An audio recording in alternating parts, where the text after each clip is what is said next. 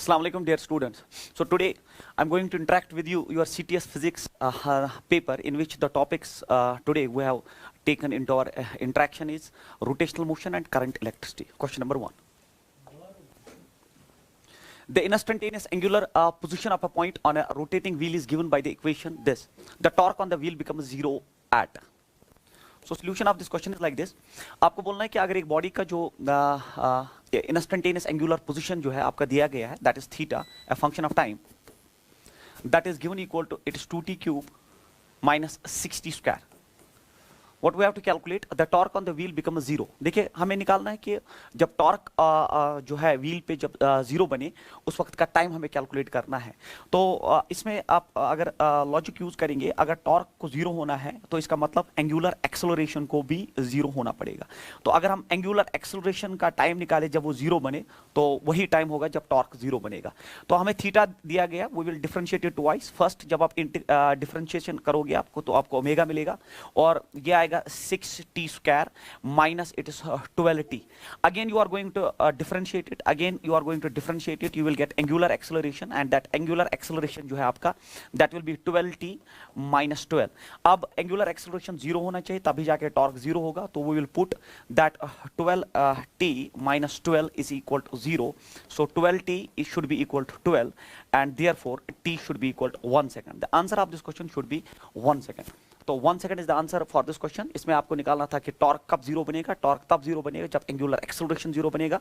तो मैंने angular position को 2 बार डिफरेंशिएट किया. पहले एंगुलर वेलोसिटी मिली, फिर एंगुलर एक्सेलरेशन, और टाइम जो है वो 1 सेकंड मिला. Question number next.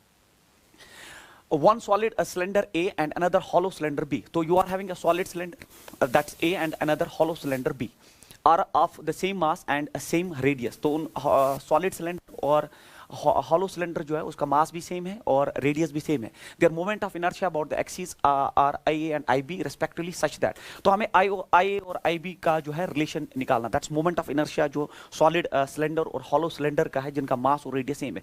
You should know for this question that moment of inertia of a body is given by the formula that's mr square, and we know that moment of inertia not only depends on mass but also its distribution. Moment of inertia एक body का सिर्फ मास पे depend नहीं करता, उसकी distribution पे भी depend करता है. नो डाउट मास सेम है, बट हॉलो सिलेंडर जो है उसका मास जो है, हॉलो सिलेंडर के केस में आपका जो हॉलो सिलेंडर है उसका जो मास है वो आपके सेंटर से बहुत दूर है. उसका जो है लोकेशन जो है वो दूर है, क्योंकि वो हॉलो सिलेंडर है तो सारा यहाँ पे मास जो है कंसंट्रेटेड है. तो आर उसके लिए ज्यादा है. जब आर ज्यादा है तो मोमेंट ऑफ इनर्शिया ज्यादा है. जबकि अगर आप सॉलिड सिलेंडर की बात करो, सॉलिड सिलेंडर का मास जो है एक्सिस ऑफ रोटेशन के नजदीक भी आएगा. सेंटर ऑफ दैट जो सेंटर आपने सॉलिड सिलेंडर के लिया है उसके नजदीक भी जो मास आएगा, तो उसकी वजह से मोमेंट ऑफ इनर्शिया में कंट्रीब्यूशन कम होने की वजह से मोमेंट ऑफ इनर्शिया कम होगा. तो हॉलो सिलेंडर का moment of inertia is greater than the moment of inertia of solid cylinder. This is the conclusion. तो अब आपका जो है दैट इज IB, जो दूसरा हॉलो सिलेंडर है उसका मोमेंट ऑफ इनर्शिया जो है हॉलो का ज्यादा है in comparison to that of solid. This is also true in case of a ring and disc. आपको पता है रिंग का moment of inertia about the central axis passing through the centre perpendicular to plane is mr square, while as in case of a disk having same mass and same radius is mr square by 2. The logic is same that moment of inertia not only depends on mass but also its distribution. अगर axis से आपका मास दूर है तो moment of inertia ज्यादा होगा. सिर्फ मास पे डिपेंड नहीं है, डिस्ट्रीब्यूशन पे भी डिपेंड करता है. क्वेश्चन नंबर नेक्स्ट देख लीजिए. ये क्वेश्चन है moment of inertia of a uniform rod of length L and mass M about an axis passing through a distance L/2 from one end and perpendicular to its length. तो अगर आपके पास एक rod है जिसका length L है और मास M है, तो you have to calculate the moment of inertia of this rod about an axis कहां पे, through a distance L/2 from one end. ठीक है. तो अगर आप एंड से जाए तो एंड से आपको मोमेंट ऑफ इनर्शिया निकालना. इस एक्सिस पे you have to calculate the moment of inertia, but किस डिस्टेंस पे, that is L/2 from one end and perpendicular to length. तो अगर आप यहां से एंड से L/2 पे जाएंगे, एंड से जब L/2 पे जाएंगे, एंड से जब आप L/2 पे जाएंगे तो मतलब इसका ये है कि आप बिल्कुल सेंटर ऑफ रॉड पे आ गए. जब आप सेंटर ऑफ रॉड पे आएंगे तो moment of inertia of a rod about an axis passing through its centre perpendicular to its length is ml square by 12. So your answer is ml square by 12. अगर अब कोई बच्चा सोचेगा कि L/2 हम यहां से ले, बट ऐसा कोई ऑप्शन इसमें है नहीं कि आप L/2 यहां लेके फिर आप पैरेलल एक्सिस थ्योरम यूज करके मोमेंट ऑफ इनर्शिया कैलकुलेट करते. तो जब मैंने एंड वाली एक्सिस ली, फिर अंदर जाने पे आपका जो है डिस्टेंस L/2 पे, मतलब आप सेंटर पे आ गए और सेंटर पे रॉड का मोमेंट ऑफ इनर्शिया में जबानी याद होता है, that is ml square by 12. So right answer is option number Second, now moment of inertia of a thin uniform rod rotating about the perpendicular axis passing through its center is I. तो rod का moment of inertia अभी मैंने बोला that perpendicular to its length, अगर आपके पास एक rod है उसका moment of inertia about an axis passing through its centre perpendicular the length जो होता है तो वो हम सबको पता है इट्स ml²/12। अभी हमने प्रीवियस क्वेश्चन में भी ये डिस्कस किया, ml²/12 is the moment of inertia. फिर हमने क्या किया, if the same rod is bent into a ring and its moment of inertia about the diameter is I/2। अब आपने इस रॉड को रिंग में जो है बेंड कर दिया, आप इसका मान लीजिए कुछ रेडियस r है, but one thing is clear, अगर इस सिलेंडर का लेंथ इस रॉड का लेंथ l था तो इसका जो सरकमफ्रेंस होगा दैट विल बी 2πr। तो लेंथ ही आपका 2πr बन जाएगा, क्योंकि आपने इसी को जो है आपने इसी को मोड़ के जो है आपने रिंग डेवलप किया, तो लेंथ 2πr के बराबर है और r हम पहली फुर्सत में निकाल के रखते हैं, दैट इज l/2π। अब हमें क्या निकालना है, we have to calculate through its this if the same rod is bent in a ring and its moment of inertia about its diameter. अब इसका moment of inertia about the diameter जो है उसका वैल्यू दिया गया है I1, फिर हमें इनका रेशियो निकालना है। तो डायमीटर ऑफ द रिंग का डायमीटर पे जो मोमेंट ऑफ इनर्शिया जो होता है, moment of inertia about the diameter that is mr²/2। तो I1 जो है, जो उसका वैल्यू हमें लेना है I1 that is mr²/2 is the formula. तो मान लीजिए m इसका मास है, mr²/2 फॉर्मूला होता है रिंग का moment of inertia about the diameter. Diameter पे mr²/2 होता है, जबकि about an axis passing through centre perpendicular the plane होता है mr², बट डायमीटर पे mr²/2 हो जाता है, ये आपको पता होना चाहिए। तो ये बनेगा m/2r जो है रेडियस मैंने कैलकुलेट करके रखा है, इट इज l/2π का होल स्क्वायर। आप इसको सॉल्व करिए तो आपका I1 आ जाएगा ml² डिवाइडेड बाय, ये हुआ 4 2 8 8π²। अब हम रेशियो लेंगे दैट्स I/I1, I जो आपका है that is ml²/12 divided by that I1 is ml²/8π²। तो ml² कैंसल आउट हो जाएगा, you are left with 8π² divided by 12। Now 4 2 8 and 4 3 12, it is pi² also here, it is 2π² divided by 3 should be the right answer for this question। So 2/3π² is the right answer for this question। इसमें आपको जो है ना axis theorems पता होनी चाहिए, perpendicular axis theorem, parallel axis theorem, उससे आप ये क्वेश्चन जल्दी से सॉल्व कर सकते हैं। Question number next is a ball rolls without slipping, the radius of gyration of the ball about an axis passing through its center of mass is k। radius of gyration दिया, the radius of the ball is r, then the fraction of the total energy associated with the rotational energy will be। तो इसमें आपको क्या निकालना है, that is kinetic energy rotational versus the kinetic energy total का हमें ratio निकालना है, we have to calculate this ratio। तो इसमें एक बॉल जो है, ये आपका बॉल जो है ये इस प्लेन में नीचे आ रहा है, बॉल रोल्स डाउन, एक बॉल जो है वो रोल डाउन कर रहा है नीचे की तरफ। रेडियस ऑफ गायरेशन इसका जो है, the radius of gyration of the ball about an axis passing through its centre of mass is k, वो k दिया गया है, तो radius of gyration is provided k। If the radius of the ball is r, इस बॉल का जो radius है वो r दिया गया है, then the fraction of total energy associated with its rotational energy. तो we have to calculate the ratio of rotational kinetic energy with respect to the total energy. You should know at the stage of this preparation, आपको पता होना चाहिए that kinetic energy rotational divided by kinetic energy total जो होना चाहिए। Kinetic energy rotational हम सबको पता है इट्स 1/2 I ओमेगा स्क्वायर, जबकि काइनेटिक एनर्जी टोटल जब रोलिंग होती है, pure rolling, we know the formula is half of mv square, then it is 1 plus k² by r², ये हम सबको पता है। So we have already derived it. जब प्योर रोलिंग होती है तो total kinetic energy associated with the body when it goes for a pure rolling is 1/2 mv square, then it's into 1 plus k² by r², where k is called the radius of gyration and r is the radius of the ball। Then इसको further solve करने पे अब चूंकि हमारा answer ऐसा आना चाहिए, मैं लिख सकता हूँ 1/2। अब जो ये आपका बॉडी जो है, इसमें आप I जो है मोमेंट ऑफ इनर्शिया, चूंकि रेडियस ऑफ गायरेशन के टर्म्स में है तो मैं लूंगा mk², और ओमेगा जो है, ओमेगा होता है v/r, तो ये बनेगा it is v² by r², तो divided by it is 1/2 mv² into 1 plus k² by r²। ये जो आपने ये ओमेगा के बदले जो लिखा v/r, because we know that in case of pure rolling we have the formula v is equal to omega r, तो omega जो है वो v/r के रेशियो के बराबर है, इसीलिए प्योर रोलिंग में हम यूज कर सकते हैं ओमेगा के बदले v/r। अब आप देख लीजिए इसमें 1/2 mv², 1/2 mv² जो है वो कैंसल आउट हो जाएगा, तो ऊपर जो है अब आपका जो है k² by r² बचता है, k² by r², और नीचे आपका जो बचता है that is r square plus के square divided by are square. R square cancel out होके जो आपके पास बचा that is k square divided by it is r square plus के square should be the answer of this question. K square divided by k square plus r square और मैंने निकाला k square divide by are square plus के square. So option number third is the right answer. तो इसमें आपको ये पहचानना है कि पूछ क्या रहा है, rotational kinetic energy with respect to the total kinetic energy का रेशो। रोटेशनल हम सबको पता है it's 1/2 I omega square and जब प्योर रोलिंग होती है तो kinetic energy associated with this total kinetic energy half of mv square into 1 plus के स्क्वायर बाय आर स्क्वायर। उसको थोड़ा मैथमेटिक्स में डाल के और using the relation that v is equal to omega are, because pure rolling की तो यही कंडीशन है कि v is equal to omega r ही होता है, तो उस हिसाब से हमने इसको सॉल्व किया। Question number next is from a circular disc radius r and mass 4m and a small disc of mass r/2 is removed from the same disc। तो हमारे पास एक सर्कुलर डिस्क है जिसका रेडियस r है और मास 4m है। तो इस पूरे डिस्क का जो मास है वो 4m है और इसका जो रेडियस है वो r है। हमने इसमें से क्या किया है, small disc of radius r/2 is removed.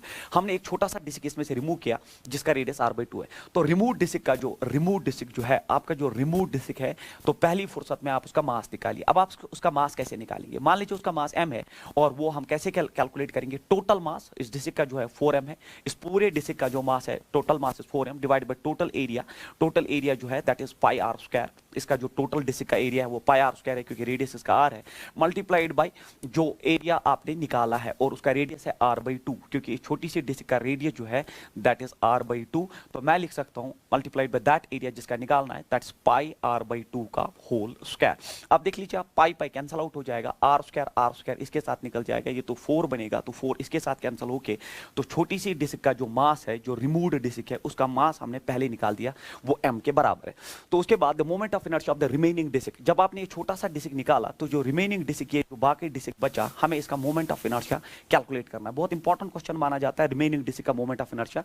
और इसमें जो तरीका है सॉल्व करने का, पहले हम निकालेंगे टोटल जब पूरा डिस्क इन्वॉल्व था तो उसका मोमेंट ऑफ इनर्शिया। तो मैं लिखूं आई टोटल इज इक्वल और डिस्क का मोमेंट ऑफ इनर्शिया होता है mr square by 2 central axis पे परपेंडिकुलर तो प्लेन mr स्क्वायर बाई 2 होता है। m इसका 4m है, r square is r square क्योंकि इसका रेडियस r ही है divided bye 2 to the 4 it's twice of mr square। तो this is the total moment of inertia of the total disc.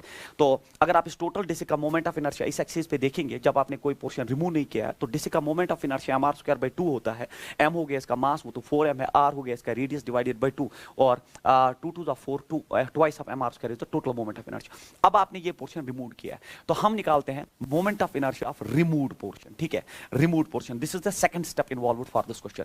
तो removed का कैसे निकालते हैं, रिमूव्ड का आपको इसी एक्सिस पे निकालना है। तो जब आप इसी एक्सिस पे रिमूव का निकालोगे तो आपको पहले रिमूव के सेंटर पे एक एक्सिस खड़ी करनी है and using parallel axis theorem तो आपको पता होना चाहिए।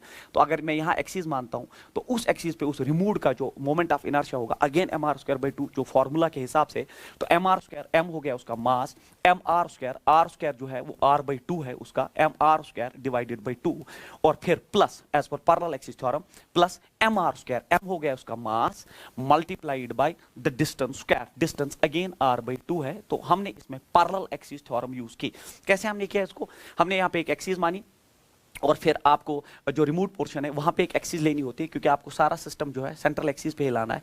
तो उस एक्सिस पे उस छोटी से डिस्क का हो गया mr स्क्वायर बाई 2, m उसका मास है तो मैंने लिखा m उसका मास है, रेडियस उसका r/2 का whole square divide by 2 plus फिर mr स्क्वायर m हो गया उसका मास और डिस्टेंस स्क्वायर। तो यहां से यहां तक जो डिस्टेंस आपका है, यहां से यहां तक जो आपका डिस्टेंस है वो अगेन रेडियस r/2 ही है तो इसीलिए मैंने ऐसा किया। तो रिमूव पोर्शन का मोमेंट ऑफ इनर्शिया जो है रिमूव डिस्क का मोमेंट ऑफ इनर्शिया ये हो गया यहाँ पे mr square divided by 8 then plus ये हो गया mr स्क्वायर डिवाइडेड बाय 4। अगर यहाँ पे आप एलसीएम 8 लेंगे तो ये बनेगा 3 times mr square, 3 times mr square moment of inertia of the removed disc. Therefore I remaining जो है आप जो बचा हुआ डिस्क है उसका मोमेंट ऑफ इनर्शिया तरीका होता है आई टोटल में से आई रिमूव्ड आप माइनस कर दीजिए। अब आई टोटल आपका जो है वो है twice of mr square minus जो रिमूव्ड है that is 3 times mr square divided by 8। So 8 2 16 minus 3 it is 13 by 8 mr square should be the right answer of this question। 13 by 8 mr square is the right answer of this question। you should be good in using the parallel axis theorem and perpendicular axis theorem, तब ये questions बहुत आसान होते हैं। Question number next, net torque about pivot A provided by all the forces shown in the figure for L equal to 4 metre. तो ये जो length यहाँ से यहाँ तक है ये 4 मीटर की लेंथ है, इसी को आपने डिवाइड किया, L/2 है, L/2 है, तो हम 4 मीटर लास्ट में ड्रॉप कर देंगे। हमें इसमें नेट टॉर्क निकालना है about this point. So this is our point of जो है that calculation and these are the different forces. आपको पता होना चाहिए टॉर्क जो होता है सोल्यूशन में, टॉर्क जो होता है that is R cross F। तो हम लेते हैं R और perpendicular distance, force and perpendicular distance. We always take in torque force and then perpendicular distance या परपेंडिकुलर फोर्स एंड डिस्टेंस हम लेते हैं कैलकुलेशंस में। तो अगर आप इस 90 न्यूटन को रिजॉल्व करेंगे, एक कंपोनेंट अलोंग द लाइन आ जाएगा तो उससे टॉर्क डेवलप नहीं होगा। दूसरा कंपोनेंट ये है क्योंकि वो पॉइंट ऑफ कैलकुलेशन से गुजर रहा है तो इसकी वजह से बिल्कुल कोई टॉर्क इन्वॉल्व नहीं होगा। अब जो 70 न्यूटन है डेफिनेटली इसको रिजॉल्व किया जाएगा, एक कंपोनेंट यहां से, तो ये डिस्टेंस से ही गुजर रहा है, it is passing through the point of calculation. तो ये फिर से मोमेंट ऑफ जो है टॉर्क प्रोवाइड नहीं करेगा क्योंकि पॉइंट ऑफ कैलकुलेशन से गुजर रहा है। जबकि ये वाला कंपोनेंट जो है it will be 70 and then it will be, अगर ये कॉस है तो ये साइन ऑफ 30 डिग्री है। अब ये परपेंडिकुलर फोर्स है, ये perpendicular force and this the distance, तो it will definitely provide some torque. In the same fashion जो 60 न्यूटन है इसको भी रिजॉल्व किया जाएगा, एक कंपोनेंट यहां से और दूसरा यहां से। ये जो पास इसी से कर रहा है तो ये टॉर्क प्रोवाइड नहीं करेगा, टॉर्क ये प्रोवाइड करेगा, it will be 60 and then it will be sine of, नहीं कॉस, कॉस क्योंकि इट इज 60, ये थीटा इसके साथ है तो it will be cos of 60 degree. Sir अब ये जो है 50 न्यूटन क्या ये प्रोवाइड करेगा? बिल्कुल भी नहीं, तो ये भी टॉर्क प्रोवाइड नहीं करेगा। ये आपका टॉर्क प्रोवाइड करेगा, ये आपका टॉर्क प्रोवाइड करेगा, और ये 50 न्यूटन जो है नीचे की तरफ ये डेफिनेटली टॉर्क प्रोवाइड करेगा। तो इसमें हम आप देखेंगे इसकी वजह से भी टॉर्क है, इसकी वजह से भी टॉर्क है और इसकी वजह से भी टॉर्क है। इन दो टॉर्क का सेंस सेम होगा, इन दो टॉर्क का सेंस सेम होगा। मान लीजिए जब आप इस आर को आगे लेंगे तो ये एंटी क्लॉकवाइज टॉर्क प्रोवाइड करेगा और ये 50 न्यूटन जो है क्लॉकवाइज टॉर्क प्रोवाइड करेगा। तो हम एंटी क्लॉकवाइज टॉर्क्स को ऐड करेंगे, ये दो ऐड हो जाएंगे और ये अलग होगा और the difference will give the net torque. तो मैं ऐसे लिखूंगा टॉर्क जो है एंटी क्लॉकवाइज उसमें आ जाएगा मेरा 70 then it is sine of 30 degree multiplied by the perpendicular distance and that is L/2 plus हो जाएगा आपका 60 वाला 60 cos ऑफ 60 डिग्री मल्टीप्लाई हो जाएगा the distance here is L। तो इसको सॉल्व किया जाएगा, टॉर्क एंटी क्लॉकवाइज आपका 70 साइन 60 होता है 1 साइन 30 होता है 1/2 and then it is again L/2 plus ये हो गया 60 and then cos of 60 is again 1/2 multiplied by L। तो ये हो जाएगा आपका इट इज 4 तो ये मैं ऐसे ले सकता हूँ, इट इज 2 इट इज 35। तो टॉर्क एंटी क्लॉकवाइज जो है that is 35 divide by 2L plus ये जो है हो जाएगा दैट इज 30। तो मैं लिख सकता हूँ 30L। तो अब आप इसको मल्टीप्लाई कर सकते हो, टॉर्क एंटी क्लॉकवाइज ये हो गया 60 plus this 35 is 95 divide by 2L। तो ये हो गया आपका एंटी क्लॉकवाइज टॉर्क। अब हम क्लॉकवाइज टॉर्क निकालते हैं। क्लॉकवाइज टॉर्क सिर्फ 50 न्यूटन की वजह से आएगा, तो आपका क्लॉकवाइज टॉर्क आएगा 50 multiplied by the perpendicular distance and that perpendicular distance here is L/2।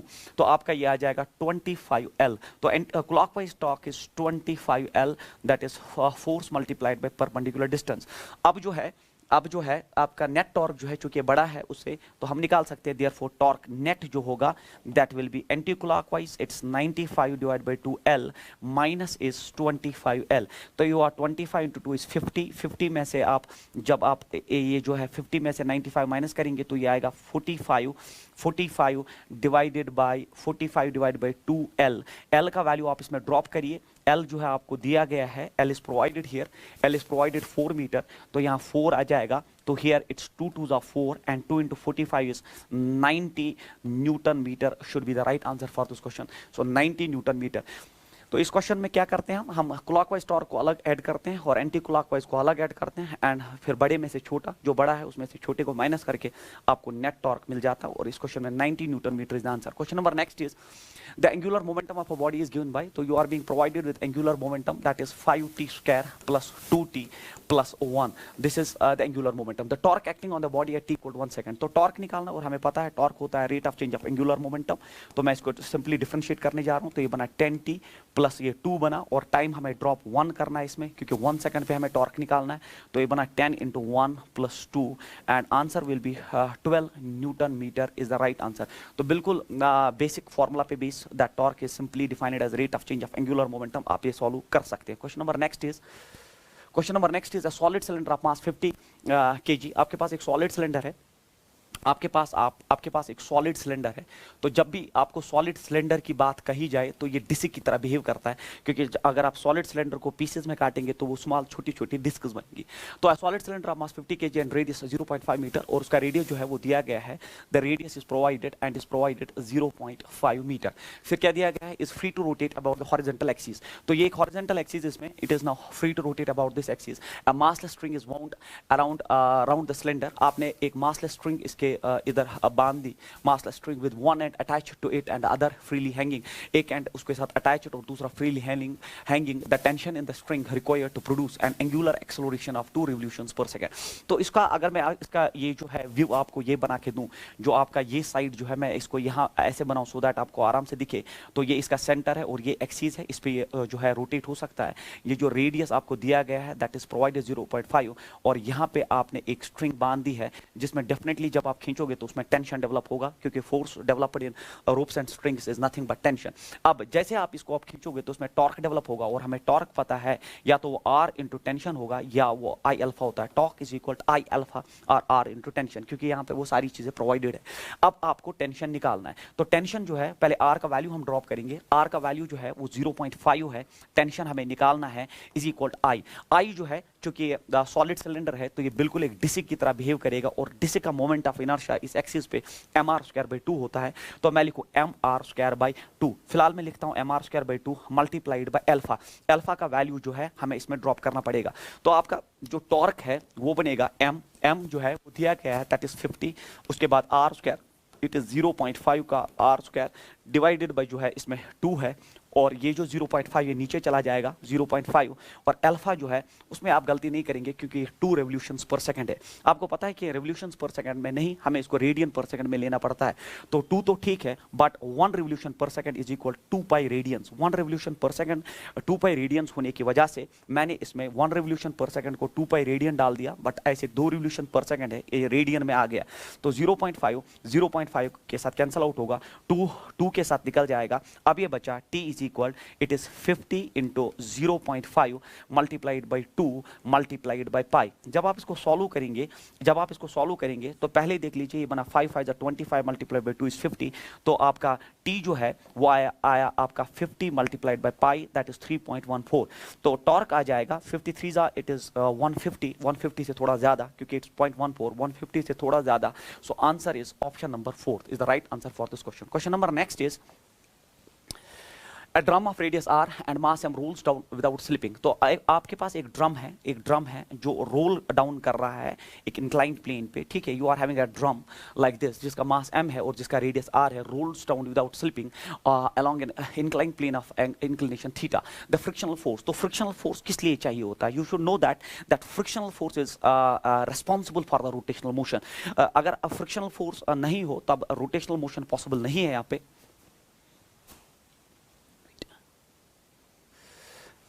क्या हुआ था इसमें? तो अब आपका जो है इसमें ये है कि अब फ्रिक्शनल फोर्स यहाँ पे क्या करता है। You should know that for rolling you need friction, ठीक है। रोलिंग के लिए आपको फ्रिक्शन चाहिए, और फ्रिक्शन जो है डिसिपेट्स एनर्जी एज हीट, बिल्कुल गलत है। डिक्रीजेस द रोटेशनल मोशन, बिल्कुल गलत है। Decreases the rotational motion and translational motion, बिल्कुल गलत है। Converts translational motion to rotational motion, क्योंकि मैंने आपको बोला that frictional force is responsible for frictional force जो है is required for rolling motion, it is required for a rolling motion. अगर आपको रोलिंग मोशन जो है डेवलप करना है then you need frictional force. तो रोलिंग मोशन के लिए आपको फ्रिक्शनल फोर्स जो है बहुत जरूरी है। तो converts translational energy into rotational energy is the answer for this question. Question number next is a solid cylinder of mass m and radius r rolls without slipping down an inclined plane of length l। तो आपके पास एक inclined plane है जिसकी लंबाई जो है l है, मान लो उसका एंगल ऑफ इंक्लिनेशन थीटा है। तो a solid cylinder of mass m, आपके पास एक सॉलिड सिलेंडर है। अगेन जब सॉलिड सिलेंडर की बात हो तो बिल्कुल एक डिस्क की तरह ही बिहेव करता है। Radius R rolls down without slipping down in inclined plane of length l and height h, और इसका हाइट जो है वो h है। What is the speed of it is centre of mass when the cylinder reaches the bottom. हमें इसका speed निकालना है जब ये बॉटम पे रीच कर जाए। तो ये रोल कर रहा है विदाउट स्लिपिंग, और हमें पता है there is a formula for that speed is directly calculated by root of 2gh divided by 1 + i/mr²। या हम कभी कभी इसको 1 प्लस के बाय आर स्क्वायर, क्योंकि आई हम सबको पता है it is M K square divide by M R square, M M cancel out होके हम डायरेक्टली इसको कर सकते हैं। अब आप देख लीजिए v हो गया बराबर root of it's 2gh divide by, क्योंकि रोलिंग में हम डायरेक्टली ये फॉर्मूला हमने ऑब्टेन की होती है और बच्चों को ये जबानी याद होती है, root of 2gh divide by 1 plus, अब सॉलिड सिलेंडर मींस डिस्क, और डिस्क का मोमेंट ऑफ इनर्शिया जो है वो होता है M R square divide by 2 multiplied by M R square. About the central axis passing through the centre and perpendicular the plane होता है M R square by 2, M R square निकल गया, 2 1 2 plus 1 is 3, 3/2 और 2 ऊपर जाएगा तो it is 4 root of 4gh divided by 3 is the answer of this question. 4gh by 3 is the answer for this question. तो आपको ये फॉर्मूला याद होनी चाहिए। उसके बाद question number next is particle of mass 5 kg, तो यहाँ शायद भूल गए, it is 5 kg here. A particle of mass 5 kg is moving with a velocity v equal this in the xy plane along the line y is equal this. The magnitude of the angular momentum of the particle about the origin. बहुत important question है, आपको angular momentum based question पूछा गया है। तो आपका particle जिसका मास दिया गया है मूव कर रहा है स्पीड से in an xy plane where y is equal to x plus 4, तो आपको y is equal to x plus 4 देने का मतलब क्या है, तो it is nothing but equation of a straight line, because we know that y is equal to mx plus c. This is nothing but equation of a straight line. तो अगर मैं यहाँ पे एक्स ओ वाई प्लेन बनाऊं, so this is X O Y plane, अगर मैं यहाँ पे बना दूं तो मुझे बोलिए आप, ये equation of a straight line provided है और यहाँ इंटरसेप्ट +4 से स्टार्ट करके फिर ये जो है, तो ये इंटरसेप्ट आपको दिया है, तो ये +4 है, +4 है, और उसके बाद ये स्ट्रेट लाइन की इक्वेशन है। तो आपका पार्टिकल स्ट्रेट लाइन पे मूव कर रहा है, जब ये पार्टिकल स्ट्रेट लाइन पे मूव कर रहा है, मान लीजिए आप उसका मास जो है that is provided and that mass is provided equal 5 kg, उस पार्टिकल का मास 5 kg और उसकी स्पीड जो है वो दी गई है that is 3√2 metre per second. हमें इस पार्टिकल का एंगुलर मोमेंटम निकालना है। We have to calculate the angular momentum of this particle moving like this but about the origin. तो ओरिजिन के लिए हम इसको एक्स्ट्रापोलेट करेंगे पीछे। जब एक्स्ट्रापोलेट करेंगे पहली फुर्सत में आप ये एंगल निकालिए, और ये एंगल कैसे निकालेंगे देख लीजिए। m हो गया यहाँ पे स्लोप और स्लोप यहाँ पे 1 है, क्योंकि इट्स x + 4, तो m is nothing but slope and slope here 1। जब स्लोप 1 हो, जब स्लोप 1 हो, slope equal to 1 means tan theta जो है, tan थीटा जो है वो tan ऑफ 45 डिग्री ही हो सकता है। tan चला गया, थीटा इज इक्वल 45 डिग्री। तो अगर ये एंगल 45 डिग्री है, ये 90 डिग्री है बच्चों, तो ये भी डेफिनेटली 45 डिग्री है, क्योंकि ये 90 होना चाहिए। अब आपको angular momentum about the origin निकालना है, तो मैं अबाउट द ऑरिजिन ही निकालना है, तो ये हो गया आपका perpendicular distance. So this will be the perpendicular distance and this will be mvr, mass into velocity multiplied by perpendicular distance. तो मास इनटू वेलोसिटी यहाँ पे this is moment, momentum of moment, moment of momentum. तो you need a perpendicular distance, तो यहाँ पे ये perpendicular distance है। अब ये परपेंडिकुलर डिस्टेंस किसके बराबर है, जो मैंने ये येलो लाइन ड्रॉप की। अब आप देख लीजिए, ये एंगल आपको पता है, ये पता करना है आपको, मैं मानता हूँ उसको परपेंडिकुलर, और ये आपको पता है। तो यहाँ एंगल ये है, it is base, it is perpendicular and its hypotenuse. So it is perpendicular upon hypotenuse. Perpendicular upon hypotenuse जो है, perpendicular upon hypotenuse is sin, क्योंकि ये बेस है, ये परपेंडिकुलर है अपॉन हाइपोटेन्यूज। तो साइन ऑफ 45 डिग्री जो है आपका, sine of 45 degree p/4, perpendicular upon hypotenuse. Sine 45 हो गया 1/√2 इज इक्वल p/4, तो p हो गया आपका 4/√2। अगर इसको रैशनलाइजेशन करके रखते हैं तो √2 से मल्टीप्लाई, √2 से मल्टीप्लाई, √2 और यहाँ 2 बन जाएगा, तो परपेंडिकुलर आपका 2√2 आया। तो यही मुझे चाहिए था, परपेंडिकुलर डिस्टेंस जो है मुझे मिला, and that perpendicular distance is nothing but 2√2। अब एंगुलर मोमेंटम हम सबको पता है वो होता है mvr। अब मास 5 है, स्पीड आपको दिया है 3 × 10⁻³ √2 and perpendicular distance is 2√2। Perpendicular distance is 2√2, 2√2 जो है आपका 2 हो जाएगा। तो L जो है आपका, इट इज 5 2 10 30, 5 2 10 × 3 is 30, 30 × 2 होता है 60 unit should be the answer of this question. तो 60 unit is the answer of this question. बहुत इंपॉर्टेंट क्वेश्चन माना जाता है ये, एंड आंसर इज 60 यूनिट्स। उसके बाद If a body is lying in the YZ plane, देखिए आपका बॉडी जो है वो YZ प्लेन में लाई कर रहा है, your body is lying in the YZ plane, then according to the theorem of perpendicular axis the correct expression will be। तो अगर एक बॉडी YZ प्लेन पे लाई कर रहा है तो perpendicular axis थ्योरम कहता है that moment of inertia about a perpendicular axis, perpendicular axis फिर x में लाई करना चाहिए, क्योंकि बॉडी YZ प्लेन में लाई कर रहा है। तो moment of inertia about x axis है ना, ix is equal, तो उस प्लेन में जिस बॉडी लाई कर रहा है उसके y पे और उसका z, तो ix should be equal। the answer of this question equation should be Ix is equal to Iy plus Iz. This is nothing but the statement of perpendicular axis theorem based question. तो Ix is equal to Iy plus Iz, क्योंकि body अगर YZ plane में लाई करा तो दो axis होगी, Y axis and Z axis, और perpendicular axis उस पर X एक्सिस हो गया, और Ix हो गया Iy plus Iz. Question number next, according to the theorem of parallel axis, देखिए parallel axis theorem based question है आपका, तो आपको I दिया गया है Ig plus it is mx square, ऐसा कुछ दिया गया है. The graph between I and x, आपको I और x में ग्राफ निकालना है. You have to calculate the graph between I and x.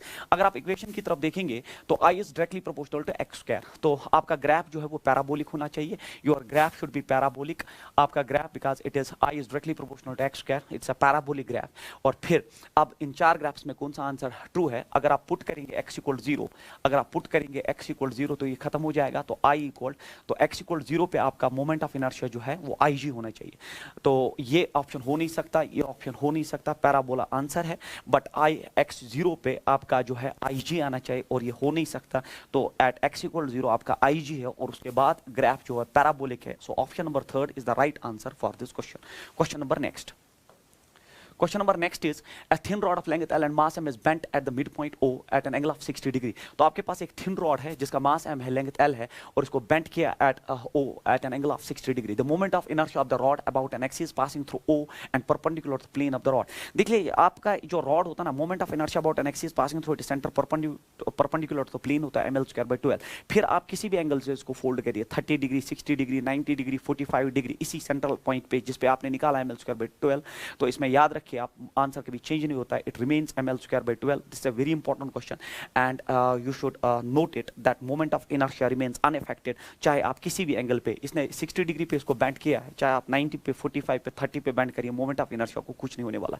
Question number next is the uniform rod of mass 20 kg and length of 1.6. तो आपके पास एक uniform rod है जिसका मास दिया है 20 kg और लेंथ है 1.6 metre, pivoted at its end and swinging freely in the vertical plane. Angular acceleration of the rod just after the rod is released from rest in the horizontal plane. जब आप इसको छोड़ दोगे, यहाँ से छोड़ दोगे, तो आपको उसका एंगुलर एक्सेलरेशन निकालना है. तो इस क्वेश्चन में आपको पता होना चाहिए कि हर एक चीज़ जो है आप इसका मोशन जो है वो डिज़ाइन करते हैं सेंटर ऑफ मास से. तो इसका मास सारा यहाँ पे है और वेट डाउनवर्ड्स है, और फिर ये हो गया इसका परपेंडिकुलर डिस्टेंस, और वो हो गया L/2. अगर टोटल लेंथ L है तो आपका सेंटर ऑफ मास L/2 से from the point where it's pivoted. अब आपको इसका एंगुलर एक्सेलरेशन निकालना है. तो इससे पहले भी एक ऐसा क्वेश्चन हमने किया है, हमें पता है टॉर्क होता है बराबर R इंटू F, और साइमल्टेनियसली वो I अल्फा के बराबर होता है. अब R जो है that's perpendicular distance, and perpendicular distance यहाँ L/2 है, और F हो गया वेट दैट इज mg, और वो सेंटर ऑफ मास. तो यहाँ पे ये सेंटर ऑफ मास वाला पॉइंट है इज इक्वल I. अब ये रॉड है और रॉड इस पॉइंट पे रोटेट हो रहा है, और अबाउट एन एंड रॉड का moment of inertia ml square by 3 होता है. ये भी आपको पता होना चाहिए. सेंट्रल एक्सिस पे ml स्क्वायर बाई 12 होता है, about one end moment of inertia होता है ml square by 3 multiplied by alpha. Alpha हमें निकालना है. तो m पहली फुर्सत में उड़ा दीजिए, उसके बाद एक l के साथ चला जाएगा, और फिर यहाँ बनेगा, ये बनेगा 3g डिवाइडेड बाई 2l नीचे आएगा इज इक्वल टू अल्फा. तो ये हुआ 3g, चूंकि g में ही आंसर है तो 3g डिवाइड बाई 2. l का वैल्यू आप ड्रॉप करिए, l का वैल्यू 1.6 दिया है, तो मैं लिखूंगा 1.6 इज इक्वल टू अल्फा. तो अल्फा हो गया बराबर, देखिए 1.6 का 10 ऊपर चला जाएगा, तो ये बनेगा 30g divided by it is 32. अब ऐसा कोई ऑप्शन है नहीं, बट आप इसको निकाल सकते हैं. It's 2 15s are 30 and 2 16s are 32. Alpha is equal to 15g divide by 16 is the right answer for this question. 15g divided by 16 is the right answer for this question. Question number next is a meter stick is held vertically with one of its end on the floor and is allowed to fall freely. तो अगर ये floor है और आपके पास एक metre stick है, ये मीटर स्टिक आपने वर्टिकली ऐसे रखी है, तो दिस मीटर स्टिक मींस इसकी लेंथ जो है वो 1 मीटर के बराबर है. ये लास्ट में हम इंड्यूस कर देंगे. तो हमने इसको यहाँ तो ये फिक्स्ड है, आपने दूसरे एंड को अलाउ फ्रीली फॉल के लिए the speed of the other and when it hits the floor assuming that the end at the floor does not slip. तो ये एंड हम एज्यूम करना ये स्लिप नहीं हो रहा है, तो जब ये हिट करेगा ये एंड यहाँ पे, तो इसकी हमें स्पीड निकालनी है. तो फिर again the same concept here कि हम यहाँ मोशन जो है वो डिजाइन करते हैं फ्रॉम सेंटर ऑफ मास. तो सेंटर ऑफ मास की हाइट जो है वो L/2 होगी. तो इसका जो यहाँ पे हम इसमें simply law of conservation of energy use कर सकते हैं. तो by law of conservation of energy, law of conservation of energy के साथ जो यहाँ पोटेंशियल एनर्जी होगा that is mgh is L/2 should be equal the kinetic energy with which it will strike, and that is half of I omega square, क्योंकि ये rotate कर रहा है पे, it's a rotational, it's not a translational motion, it's a rotational motion, therefore kinetic energy of rotation is half of I omega square. तो अब आप देख लीजिए ये हो गया mgL/2 is equal 1/2, रॉड का मैंने फिर से आपको इस एंड पे रोटेट कर रहा है तो इस एंड पे मोमेंट ऑफ इनर्शिया ml/3 होता है मल्टीप्लाइड बाय ओमेगा स्क्वायर। तो mm पहली फुर्सत में उड़ा दो, ll और दूसरी फुर्सत में उड़ा दो, 3 भी उड़ा दो, ये हो गया 3g divided by l is equal to omega, और फिर यहाँ पे रूट आ जाएगा। हमें ओमेगा नहीं, हमें स्पीड निकालना है, and we know that v is equal to omega r, r के बदले यहाँ पे l आ जाएगा, तो v is equal to omega हो गया 3g डिवाइडेड बाय l और मल्टीप्लाइड बाय l अगर हम रूट के अंदर ले जाए तो v बनेगा that is 3g and then l, क्योंकि l स्क्वायर अंदर आ जाएगा, l के साथ काट के 3gl बनेगा। अब l 1 मीटर दिया है तो answer should be root of 3g because l is provided and is provided equal to 1 meter, so root of 3g is the right answer for this question. Very important question. Number next. A body of mass m and slides down an incline and reaches the bottom with speed v.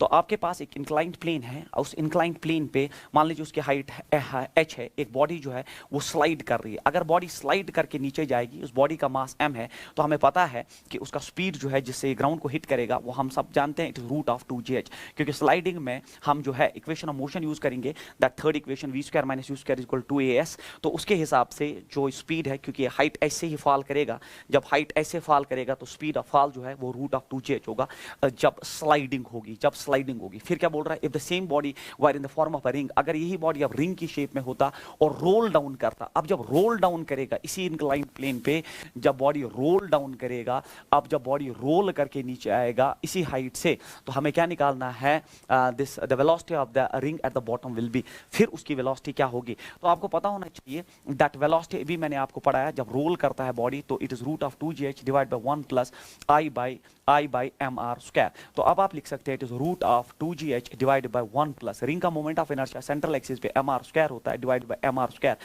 Square निकल गया, तो speed हो गया बराबर, मान लीजिए v' नाम रखता हूं मैं इसका, it is root of 2gh divide by 1 + 1 is 2, but root of 2gh जो है, रूट ऑफ 2gh तो v के बराबर है, तो आपका v' हो गया v by root 2 should be the right answer of this question, क्योंकि आपका v जो है वो रूट ऑफ 2gh है, तो वो मेंटेन है डिवाइडेड बाय रूट 2 से डिवाइड करके, answer should B v by root 2.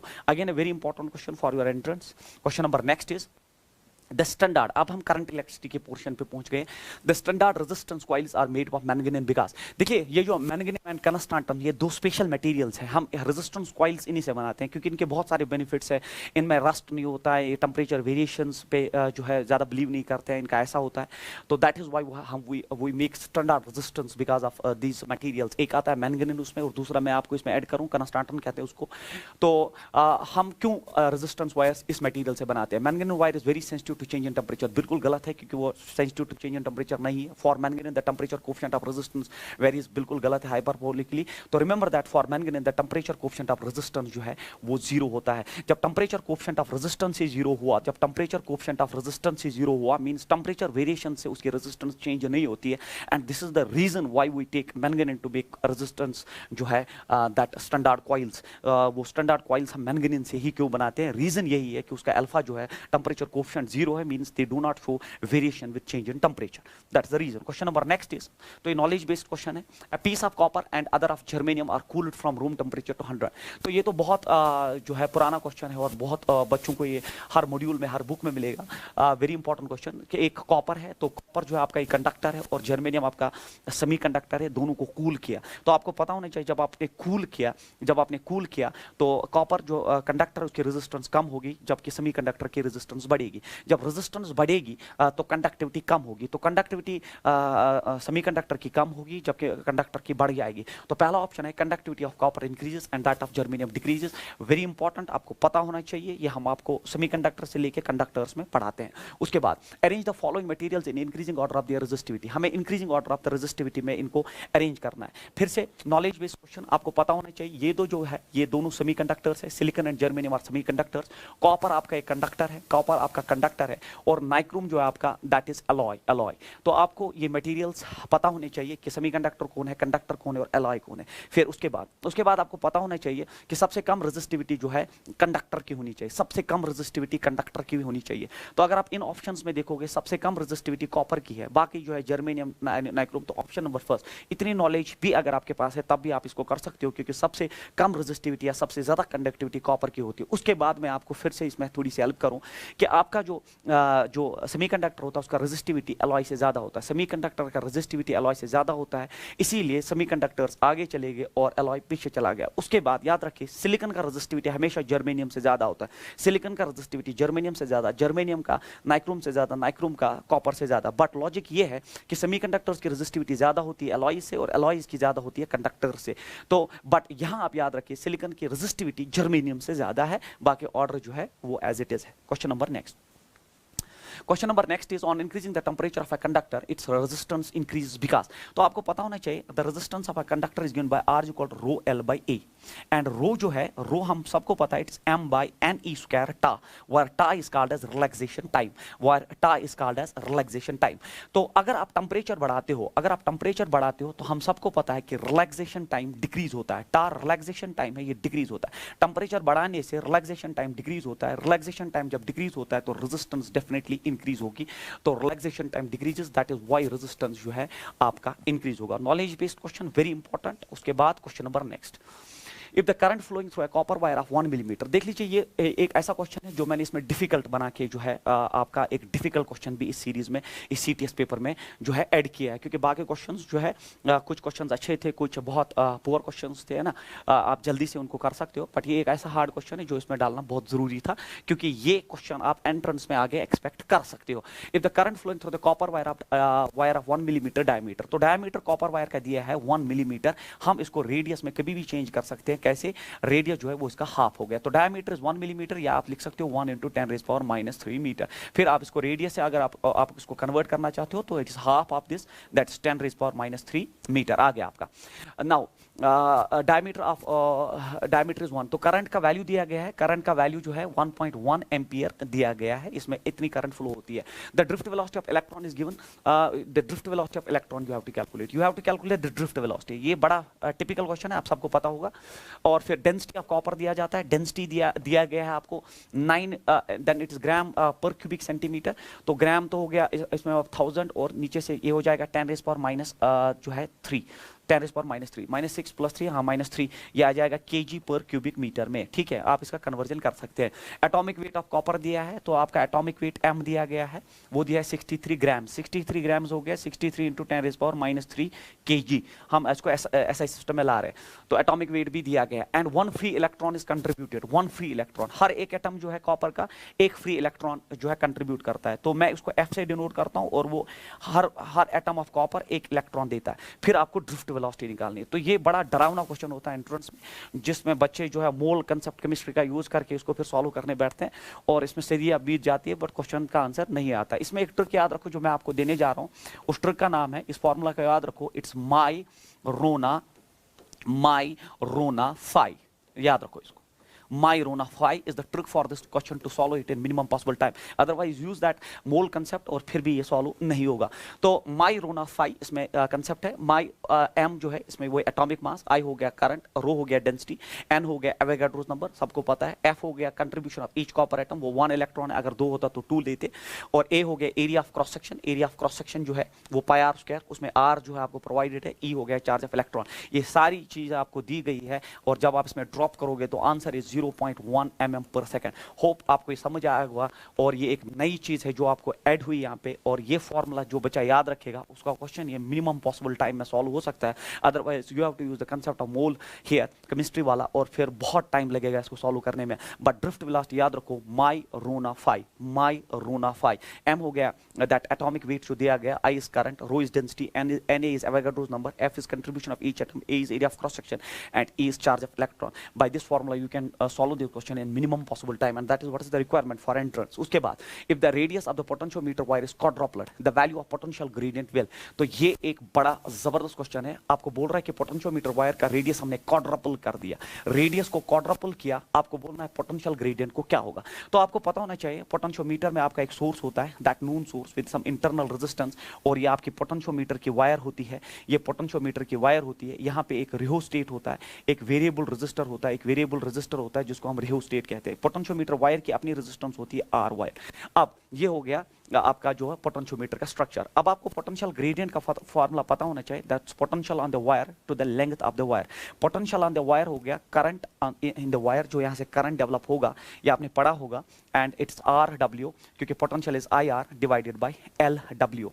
अब आई किसके बराबर है? आई होता है बराबर नेट ईएमएफ। नेट ईएमएफ मान लो यहाँ से नेट ईएमएफ जो सोर्स नून सोर्स का ई है, divided by net resistance. Net resistance में आप देख low resistance of the wire आएगा, प्लस रेजिस्टेंस ऑफ रिहोस्टेट आएगा, plus resistance internal resistance R आएगा, मल्टीप्लाइड बाय आर डब्ल्यू और डिवाइडेड बाय एल डब्ल्यू। तो ये हो गया आपको पोटेंशियोमीटर का फॉर्मूला। ये आप सब जबानी जो है आपको याद होना चाहिए, और कंसेप्चुअली भी आप इसको कभी भी डेवलप कर सकते हो।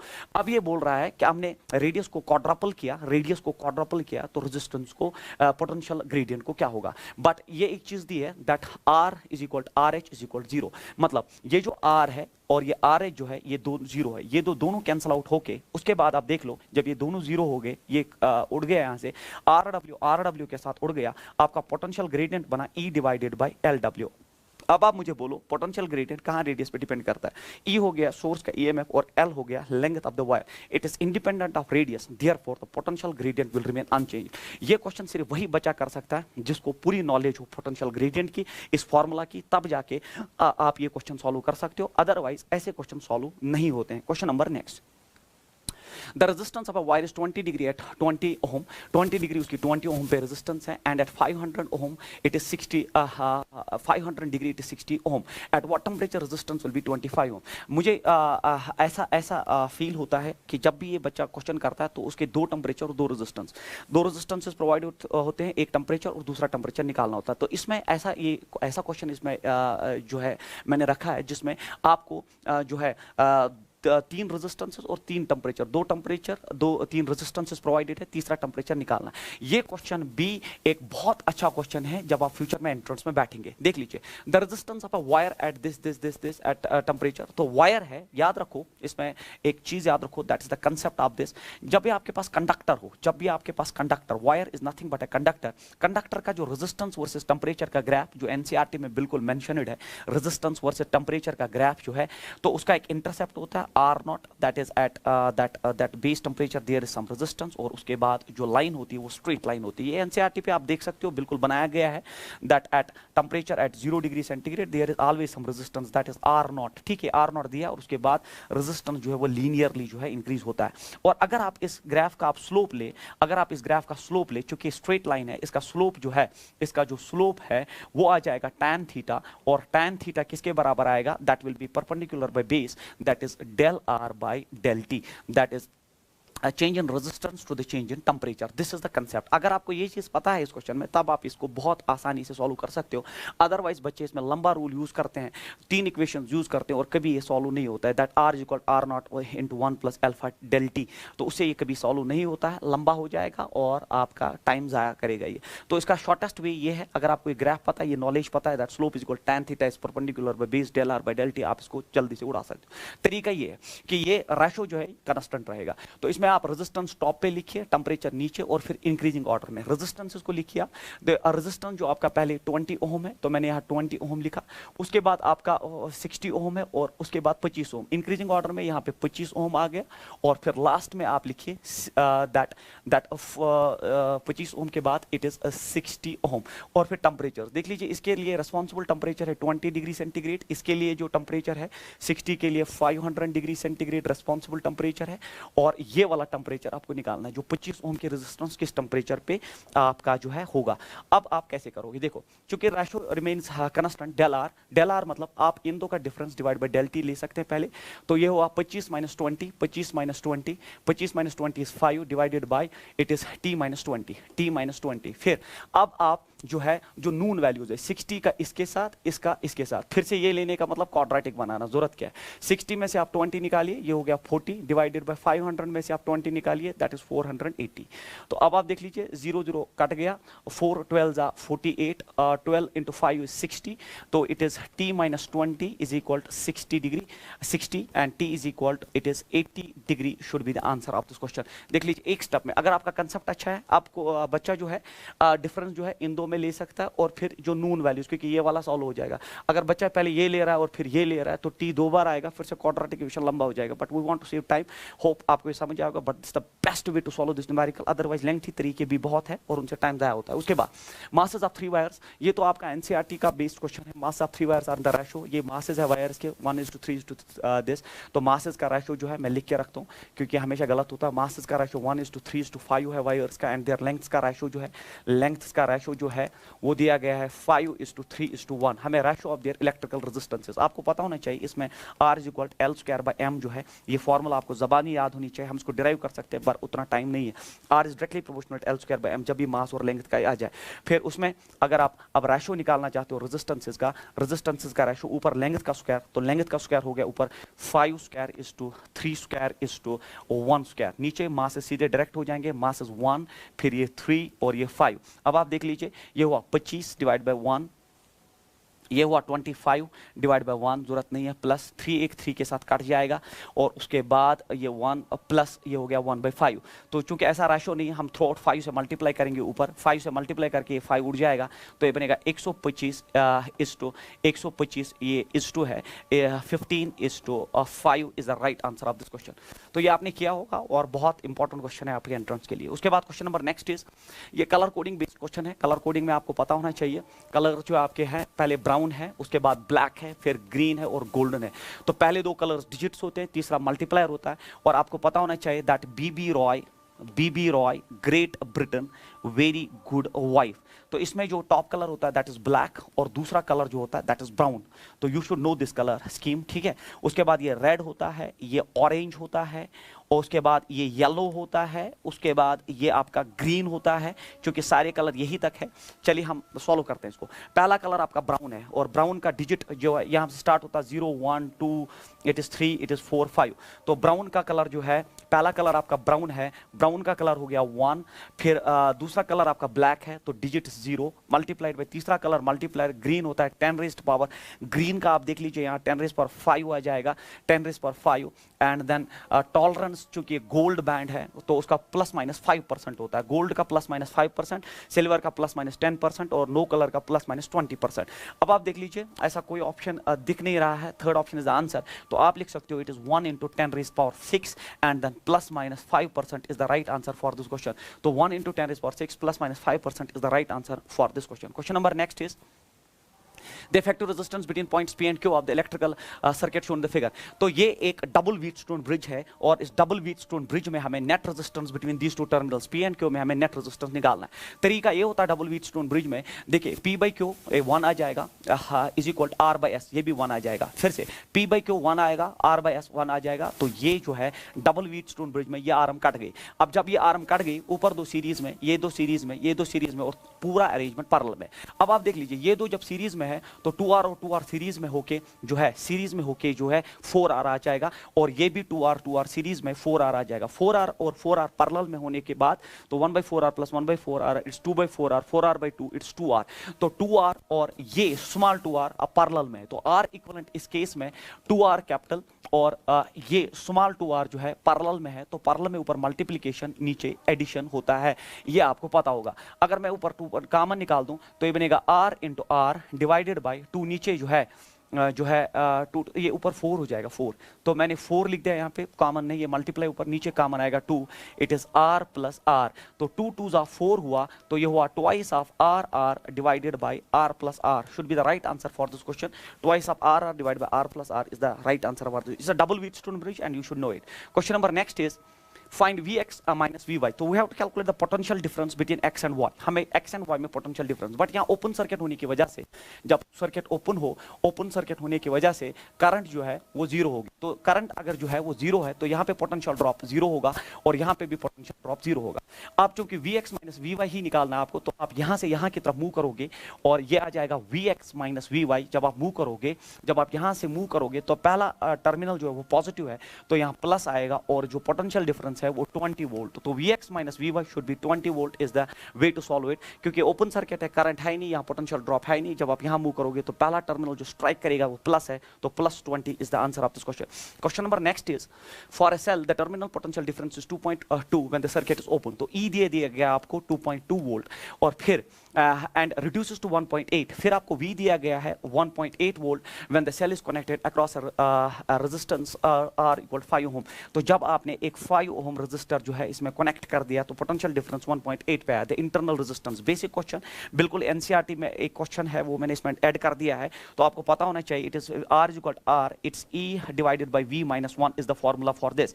तो आर जो है वो 5 दिया गया है, ई आपको जो है इसमें 2.2 दिया गया है, वी का वैल्यू जो है वो 1.8 दिया गया माइनस 1, पहली फुर्सत में पॉइंट के साथ उड़ जाएगा, 2 11 जा 22, 2 9 जा 18 और फिर ये जो है 2 11 जा एंड 2 9 जा और उसके बाद जो है आपका 10 बाई दिस, तो 11 में से 9 जो है वो 2 आएगा, 2 5 जा 10, तो आर आ जाएगा 10 by 9 ohm should be the right answer of this question.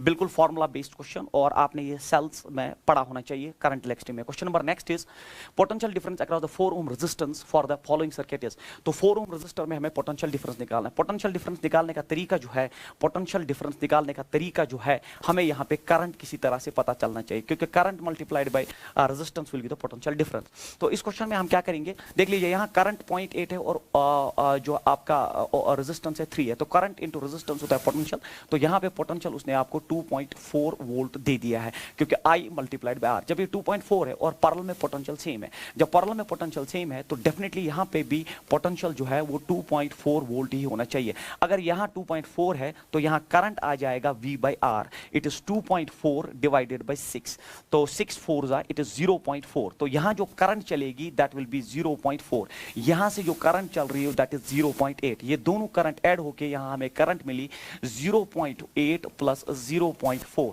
तो इट इज 1.2। जैसे हमें करंट मिली अब हम पोटेंशियल निकाल सकते हैं। अब ये पोटेंशियल हो गया करंट 1.2 मल्टीप्लाइड बाय रेजिस्टेंस, तो answer of this question is 4.8। This is the answer of this question, 4.8 volt is the answer. तो इसमें पूरा नॉलेज होना चाहिए आपको, पैरेलल में पोटेंशियल सेम होता है और सीरीज में करंट सेम होता है। क्वेश्चन नंबर नेक्स्ट इज, तो ये बिल्कुल एक बेसिक क्वेश्चन है, आपका किरचॉफ्स फर्स्ट लॉ है, आपको the current I will be, आपको ये करंट निकालना। देख लीजिए इनकमिंग करंट है, ये भी इनकमिंग करंट है, ये भी इनकमिंग करंट है और आउटगोइंग। इनकमिंग 3 ऐड हो जाएंगे, 15 प्लस 5 होता है 20 और ये हो गया 23, जितना करंट आया उतना यहां से जाएगा, तो 23 ampere should be the answer of this question. Kirchhoff's first law that is about currents. उसके बाद for the following diagram the value of A is, ये बड़ा टिपिकल क्वेश्चन है, इसमें आपको वी हो गया ये वाला, V is the potential here. You have to calculate the potential here, the common potential here. You have to calculate in this question. तो V आपको कैलकुलेट करना पड़ेगा। V हम कैसे कैलकुलेट करें, ये एक बड़ा टिपिकल क्वेश्चन माना जाता है। इसमें मैंने एक YouTube पे एक वीडियो बनाया है जो आपको इसी चैनल पे मिलेगा, स्काई क्लासेस के चैनल पे, उसका नाम है मिलमैन थ्योरम। इस क्वेश्चन को सॉल्व करने का एक सिंपल तरीका है, that is this V common, जो एक कॉमन पोटेंशियल होता है ना, कॉमन पोटेंशियल जब भी निकालना होता है तो sigma, that's addition of E by R divided by summation of 1 by R. अब आप कैसे निकालोगे सर, वी कॉमन कैसे निकालते हैं, we common E by R, E by R हो गया पोटेंशियल, तो पोटेंशियल जो है यहाँ पे ये 10 है डिवाइडेड बाय आर, इस आरएम का resistance that is 10 plus potential here that is 6 divided by R, इस आरएम का जो है 20 प्लस ई बाय आर यहाँ पे 5 डिवाइडेड बाय आर, ये हो गया 30, फिर whole divided by 1 by R, तो यहाँ हो गया 1 बाय 10 प्लस यहाँ हो गया 1 बाय 20 प्लस यहाँ हो गया 1 बाय 30। अब आप v कॉमन कैसे निकालेंगे, देख लीजिए यहाँ एलसीएम आ जाएगा 60 जब एलसीएम आया 10 6 जा 60, तो ये हो गया दैट 6 into 10 is 60 प्लस ऊपर आ जाएगा 23 जा 60, 3 6 जा 18 प्लस 32 जा that's 10, then it's whole divided by, तो आपका जो है फिर से 60 यहाँ एलसीएम आएगा और फिर से वो हो गया आपका, ये हो गया 6, क्योंकि 10 6 जा 6 into 1 प्लस 23 जा तो हो जाएगा 3 32 जा तो हो जाएगा 2, 60 60 पहली फुर्सत में निकाल दो आप, जो आपका v कॉमन है तो ये आ जाएगा 60 70 80 88 88 डिवाइडेड बाय 6 3 9 2 11, तो 11 8 जा 88 volt, 88 is the answer of this question. तो 88 divided by 11, sorry it's 8 is the answer of this question. इसको कॉमन पोटेंशियल कहते हैं और ये इसका सबसे आसान तरीका होता है। This theorem is called as Millman theorem, जिससे क्वेश्चन आपका आसानी से सॉल्व होगा। अदरवाइज किरचॉफ्स लॉ से आप इक्वेशंस बना सकते हो, but that will be a lengthy work. Question number next is the resistivity of potentiometer wire is, तो आपको रेजिस्टिविटी दे दिया गया है, इट इज 40 × 10⁻⁻8 रेजिस्टिविटी दिया गया ohm, and the area of cross section भी दिया गया है, एरिया ऑफ क्रॉस सेक्शन दिया गया है 10⁻⁻6 मीटर स्क्वायर। ये जो है ऊपर वाला जो है आपका ओम मीटर में प्रोवाइडेड है।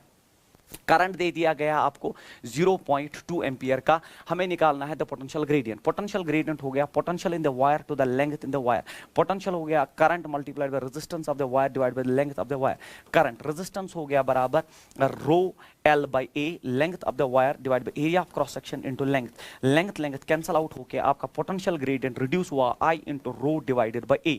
अब I आप देख लीजिए, I दिया है 0.2, आपका रो दिया गया है इट इज 40 × 10⁻⁻8 डिवाइडेड बाय आपका A दिया गया है 10⁻⁻6। देख लीजिए पहली फुर्सत में ये जो है आपका वैल्यू जो है वो कितना दिया गया है, आपका क्रॉस सेक्शन एरिया कितना दिया है, क्रॉस सेक्शन एरिया आप देख लीजिए 8 × 10⁻⁻6, इट इज 8 × 10⁻⁻6 सॉरी, तो area of cross section is 8 × 10⁻⁻6। देख लीजिए आप, ये हुआ 8, ये हुआ आपका यस बिल्कुल 8 और 8 कैंसल आउट होके ऊपर जाएगा 10⁻⁻, जो है 2 should be the answer of this question, 10⁻⁻2, क्योंकि 10⁻8 डिवाइड बाय 10⁻6 इज 10⁻2 वोल्ट पर मीटर।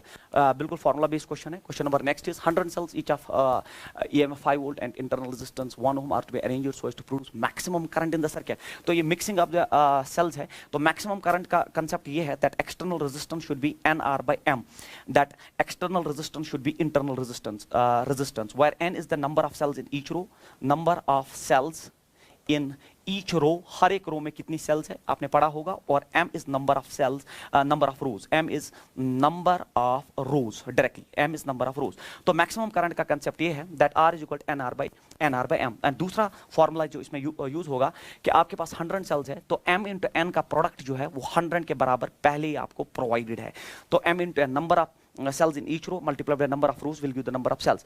अब आप देख लीजिए R जो है आपको 100 cells each of EMF 5 volt, बाद में internal resistance 1 ohm, R दिया गया है, so produce maximum current of through 25 ohm, तो R दिया है 25, N multiplied by internal resistance 1 it is M, तो N हो गया बराबर 25 M। हमें number of rows निकालना है, N का वैल्यू मैं यहाँ ड्रॉप करूँ तो ये हुआ M into 25 M is equal to 100, ये हुआ बराबर 25 M square is equal to 100, 25 4 जा 100, तो M square is equal to 4 और M हो गया 2, तो you should have two such rows, आपके पास ऐसे 2 रोज होने चाहिए और हर रो में आपकी 50 सेल्स आएंगे, क्योंकि 2 into 50 ही 100 हो जाता है। Very important question number next, two cells having the same EMF and are connected in series। आपके पास 2 सेल्स है जिनका सेम EMF है, तो सेम EMF है, तो सेम EMF मान लो E इसका भी है, E इसका भी है, are connected in series through an external resistance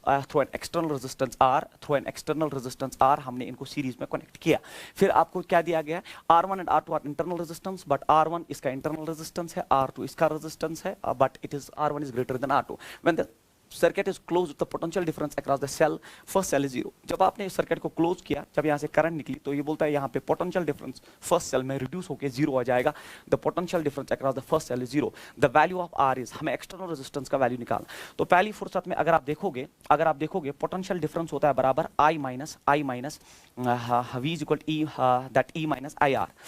तो पोटेंशियल जो डिफरेंस होता है 2 सेल्स का, that is EMF, that EMF minus I is the current here multiplied by R is the internal resistance here, that is R1, but V जो है वो 0 है, तो 0 is equal to E minus IR1, तो आपका E जो है E is equal to IR1। अब I जो है तो ये हो जाएगा E is equal to I जो आपका है, अगर आप टोटल करंट की बात करें that is net EMF E और E ऐड हो जाएगा तो 2E, क्योंकि सीरीज में है, divided by net resistance that is R plus R1 plus R2, this is the net resistance, external internal दो लेके मल्टीप्लाइड बाय R1। तो ये और ये कैंसल आउट होके ये क्रॉस हो जाएगा, R plus R1 plus R2 is equal twice of R1। तो मुझे बोलिए आप, R1 उधर जाएगा तो ये बचेगा R plus R2 is equal सिर्फ R1 क्योंकि माइनस होगा, और कैपिटल R आ जाएगा, R1 minus R2 is the right answer for this question. Actually IIT का क्वेश्चन है, बट नीट में पूछा जाता है, very important conceptual. First cell में पोटेंशियल डिफरेंस जीरो है, तो पोटेंशियल डिफरेंस की फर्स्ट सेल की इक्वेशन लिखी, जीरो कर दिया। उसके बाद आपको पता होना चाहिए ई जब आएगा इधर तो ये बनेगा IR, current, net current is net EMF, net EMF series में ऐड हो गया, divide by net resistance R plus R1 plus R2, उसको सॉल्व करके आपका आंसर जो है R1 minus R2। Question number next देखिए, ये जो है क्वेश्चन एनसीईआरटी से लिया है मैंने, एनसीईआरटी बेस्ड क्वेश्चन है। तो अगेन वही क्वेश्चन जो आपने किया है कि फिगर शोज 2 वोल्ट, ये जो है 2 वोल्ट सोर्स है, पोटेंशियोमीटर जो है used for the determination of internal resistance of a 1.5 internal resistance 1.5 cell. तो 1.5 ओम सेल की हमें इंटरनल रेजिस्टेंस कैलकुलेट करनी है। The balancing point of the cell is in open circuit 76.3।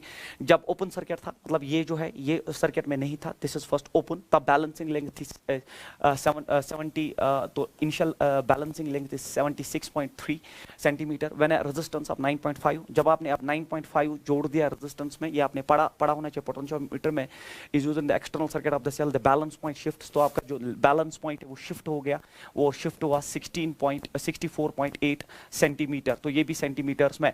Determine the internal resistance of the cell. तो internal resistance के लिए it is R, then it is E by V जो अभी मैंने लिया, that's L1 by L2 minus 1 में आपका internal resistance आएगा। जो आपने एक्सटर्नल रेजिस्टेंस यहाँ कनेक्ट किया, that is 9.5, that is 9.5, that is 9.5 जो आपका है, L1 जो आपका है that is 76.3 divide by L2 जो है 64.8 minus 1।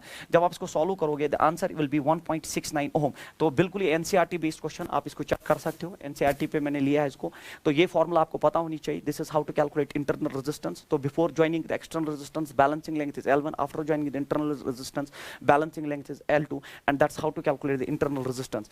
Remember that, this is the question from NCERT. उसके बाद question number next in a potentiometer experiment the balancing with a cell. देख लीजिए एनसीईआरटी के बाद वो क्वेश्चन जो नीट में जो है रिसेंटली पूछा गया है, क्या है, बैलेंसिंग लेंथ इनिशियली जो है L1 दिया गया है 240 सेंटीमीटर। जब आपने शंट किया एक्सटर्नल रेजिस्टेंस ऑफ 2 ओम, आपने जब 2 ओम का एक्सटर्नल रेजिस्टेंस ऐड किया तो बैलेंसिंग लेंथ आपका शिफ्ट हुआ 120 सेंटीमीटर। तो आपको निकालना है internal resistance. Again R is equal to R L1 by L2 minus 1। Earlier question from NCERT, now from NEET, same formula, R is equal to 2 and then it is 240 divided by 120 minus 1. तो ये हुआ 2 1 2 and R is equal to 2 ohm should be the internal resistance. So answer is this. Question number next. Question number next is, if the two bulbs of 25 watt and 100 watt rated at 200 volts are connected in series across this. तो ये एक बड़ा important question माना जाता है। That fuse वाला जो है, दो बल्ब्स आपके ऐसे हैं, और जो वो दो बल्ब्स है हमने कनेक्ट किया एक एक्सटर्नल सोर्स जिसकी पोटेंशियल जो है प्रोवाइडेड है दैट इज 440 वोल्ट, और उसके बाद इनका जो रेटेड पोटेंशियल है दैट इज 200 वोल्ट, इसका भी है 200 वोल्ट, इसका भी है, और फिर इनका पावर दिया गया है, इसका 25 वाट पावर है, और इसका पावर जो दूसरे बल्ब का है वो 100 वाट पावर है। हमें बोलना है जब हमने इस सप्लाई के साथ इन दो बल्ब को कनेक्ट किया तो कौन सा बल्ब फ्यूज होगा। इस क्वेश्चन का जो तरीका है सॉल्व करने का वो ये है कि आप पहले रेटेड पावर और रेटेड करंट पोटेंशियल से इनकी रेजिस्टेंस निकालोगे। तो रेजिस्टेंस आपको पता होना चाहिए, रेजिस्टेंस होता है बराबर power equal to V square by R, R equal to V square by P। अब इसका V जो है दैट इज R आ जाएगा, V स्क्वायर हो गया 200 into 200 divided by power it is 25। जब आप सॉल्व करोगे तो ये 1600 ओम आता है, तो इसकी रेजिस्टेंस जो है वो 1600 ओम हो जाएगा। और इन द सेम फैशन इसका रेजिस्टेंस जब आप कैलकुलेट करोगे again it is V square that is 200 into 200 divide by power, तो इसमें आप पहले ही उड़ा दो तो R बन जाएगा 400 ओम। तो इसका रेजिस्टेंस जो है वो आ जाएगा 400 ओम। अब आप निकालिए नेट करंट। नेट करंट होता है नेट EMF, नेट EMF जो है that is 440 potential divide by net resistance, net resistance हो गया 2000। जब आप इसको डिवाइड करोगे 44 को डिवाइडेड बाय 200, मैं इसको डिवाइड करता हूं, I will divide this here. So it is 44 divided by 200. It is 44 divided by 200 is equal it is 0.22 ampere, 0.22 ampere current यहां से रश करेगा। तो यहां से जो करंट रश करेगा दैट इज 0.22 एम्पियर।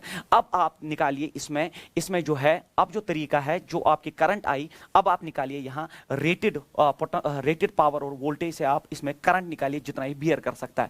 वो करंट जब आप निकालोगे तो by using the formula power is equal to voltage into current, तो आई बनेगा बराबर P बाई वी। P है 25, तो मैं लिखूंगा I is equal it is 25 divided by V is 200। जब आप इसको 25 को 200 से डिवाइड करोगे, आप 25 को जब डिवाइड करोगे 200 से, वो आता है 0.125। तो ये जो करंट बियर करेगा दैट्स 0.125, बट जो करंट चल रही है सर्किट में वो 0.2 है और इससे ज्यादा है, तो 25 वाला बल्ब जो है वो फ्यूज करेगा। अब इसका करंट हम निकालते हैं again using that current is equal power by V. तो पावर इसका जो है वो 100 है, और V जो है इसका दैट इज 200, इट इज 0.5। तो 0.5 जो है वो ग्रेटर देन दिस है 0.22। अगर वो ग्रेटर है तो ये फ्यूज नहीं करेगा। So answer of this question should be option number second, 25 वाट वाला बल्ब फ्यूज करेगा जबकि ये बचा रहेगा। तो तरीका ये है, पहले रेटेड वोल्टेज और पावर से आप रेजिस्टेंसेस निकालिए, नेट करंट निकालिए और जो सर्किट में फ्लो करेगी, फिर रेटेड वैल्यू से आप करंट्स निकालिए। जो करंट, अगर आपका जो करंट फ्लो कर रहा है अगर वो किसी बल्ब से ज्यादा करंट है उसमें, तो फिर वो बल्ब फ्यूज करेगा। अगर दोनों से ज्यादा है, दोनों, इस बल्ब का भी अगर करंट जो है वो 0.22 से कम होता तो वो भी फ्यूज करता, अदरवाइज कोई फ्यूज नहीं करेगा। बट इस क्वेश्चन में 25 what is the answer of this question ये है। And electric motor exerts a constant torque दिया गया आपको 5 न्यूटन मीटर दिया गया है on a fly wheel by which it's rotated at a rate of 420 RPM. तो आपका जो ओमेगा दिया गया है दैट इज 420 आरपीएम। पहली फुर्सत में आप इसको कन्वर्ट करिए रिवोल्यूशंस पर सेकंड में, एंड उसके लिए आप 2 पाई बाय 100 से आप मल्टीप्लाई करिए, ये रेवोल्यूशंस पर सेकंड आरपीएस में कन्वर्ट होगा क्योंकि हम स्टैंडर्ड यूनिट्स में काम करते हैं। तो न्यूटन मीटर ये है। अब हमें पावर निकालना है, तो आपको पता होना चाहिए पावर होता है बराबर टा इंटू ओमेगा। तो ये नीट में पूछा गया हुआ क्वेश्चन है। टॉर्क जो है आपका 5 मल्टीप्लाइड बाय ओमेगा है 420 इंटू 2 पाई बाई 60। जब आप इसको सॉल्व करोगे तो it will B 220 what is the right answer for this question. But इसमें बच्चे गलती कहाँ करते हैं, वो इसमें आरपीएम लेते हैं जबकि आपको इसको 2 पाई बाई 60 से मल्टीप्लाई जरूर करना पड़ेगा। उसके बाद thin uniform circular ring is rolling down an incline plane of inclination 30। तो आपके पास एक incline plane of inclination 30 height h, इसमें एक रिंग रोल डाउन करके आ रहा विदाउट स्लिपिंग इट्स एक्सेलरेशन। तो आपको एक्सेलरेशन पता होना चाहिए, it is g sin theta rolling में divide by 1 plus i by mr square, y 1 plus i by mr square. a is equal g sin 30 हो गया 2, sin 30 इज 1/2, 1 प्लस रिंग का mr स्क्वायर ही मोमेंट ऑफ इनर्शिया होता है divided bye mr square हो गया 2 2 2 4। Acceleration of this question should be g/4 is the right answer for this question. Question